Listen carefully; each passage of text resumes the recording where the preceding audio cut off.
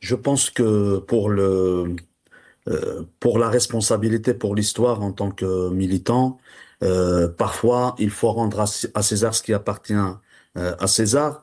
La seule vitrine ou le seul, s'il y a un seul personnage euh, dont on ne peut pas dire le contraire concernant la vitrine de l'Algérie à l'international, il s'agit de Benjamin, qui est le représentant de la diplomatie algérienne à l'ONU, avec ses déclarations, avec ses prises de parole concernant la cause palestinienne, devant laquelle d'ailleurs nous nous inclinons aujourd'hui avec toute cette armada de terrorisme d'État d'Israël soutenu par les pays occidentaux. Sinon, c'est important, effectivement, l'image, la symbolique, la sémiotique, la sémiologie de l'image, c'est-à-dire le sens que cela peut nous montrer, c'est qu'il s'agit d'un président isolé, non seulement un président isolé, mais un président et d'autres, c'est-à-dire d'autres dirigeants qui font partie du même système, qui ont confisqué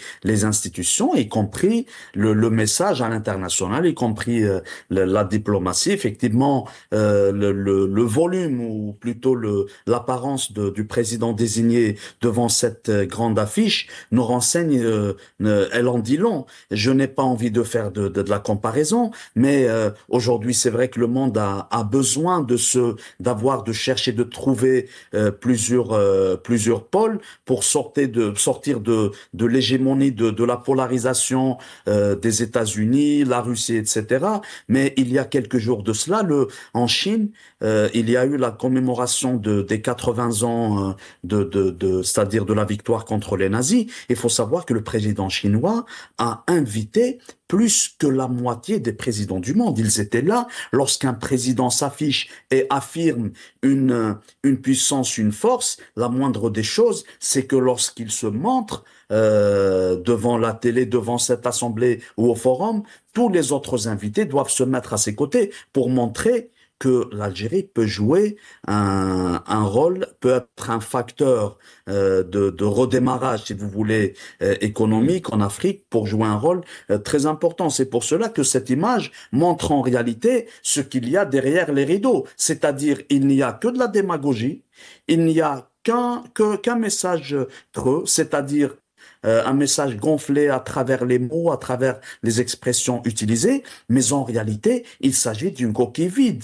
Aujourd'hui, si l'on revient maintenant, parce que s'il y a une question qui me tient à cœur, pardon, depuis toujours, c'est bien la question de la jeunesse algérienne aujourd'hui. Quand on parle de l'Injazet, quand on parle de la victoire économique d'Abdelmajid Tebboune, etc., il me semble que le nombre de haragas, le nombre de jeunes Algériens, même les étudiants qui font leur démarche pour rejoindre l'autre rive de la Méditerranée s'est multiplié, pas comparé aux années précédentes. Aujourd'hui, ça se limite pas seulement à des jeunes qui prennent des embarcations de fortune pour aller de l'autre côté de la Méditerranée. C'est plutôt des familles entières, de vieilles personnes, des personnes moins jeunes qui décident de quitter le pays. Alors que même pendant la décennie noire, quand il y a eu ce terrorisme qui a Mm. été créé pour faire la guerre civile au peuple, il n'y avait pas autant de clandestins, il n'y avait pas autant d'Algériens qui voulaient quitter leur pays. C'est parce que tout simplement,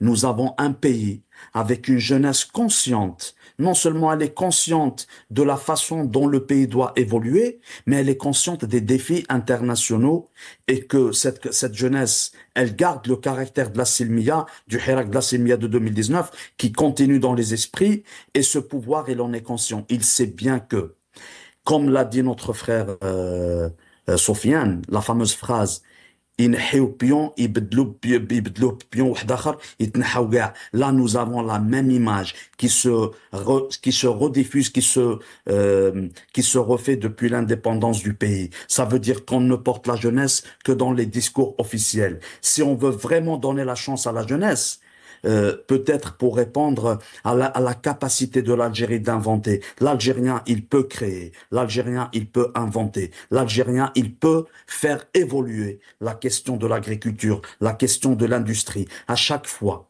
que les jeunes Algériens, que les Algériennes et les Algériens ont eu l'occasion de montrer leurs compétences, de leur capacité d'inventer, de créer, de travailler, ils ont fait des merveilles. Mais nous avons un système qui emprisonne, qui met en place des lois liberticides pour empêcher toute évolution sociale, pour empêcher toute expression populaire, pour empêcher que les jeunes et les moins jeunes en Algérie puissent dire ce que l'Algérie doit être demain.